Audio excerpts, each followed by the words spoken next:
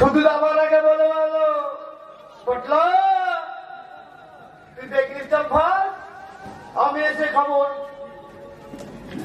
জানিস মামনি, বাবা, আমার ছোট খোকা দেখি চপ খেতে খুব ভালোবাসত। সেই ছোটবেলায় ওর মা ওকে ভেজে দিয়েছে, আজও যেন তার কাছে খুব প্রিয়।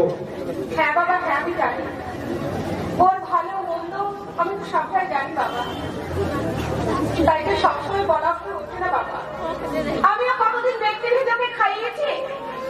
দেখি বন্ধুমণি, আপনার কি চপ ভাজা তো কম ছিল নাকি? কি টাকা দাঁড়িয়ে বলতে পারলাম, আমার আমার চাপের দোকান থাকবে কেন? এসে বুঝতে না এখান থেকে তুই যা তো। তো দাদা কি করছে দেখ, কি হলো যা। ঘুম থেকে উঠে আমাকে না দেখতে পেলে না, আমার চিন্তার চাইতে বেশি শুরু করে দেবে। এদিকে যে আমার সবটা পুড়ে গেল, সেদিকে কারো খেয়াল নেই। ছোট বাবু এসে যদি চপ না পায় তাহলে আমাকেই ভেজে খাবে। তাই চপগুলো গিয়ে ভাজি। ছোট বাবুর আসার সময় হয়ে গেল। যাই।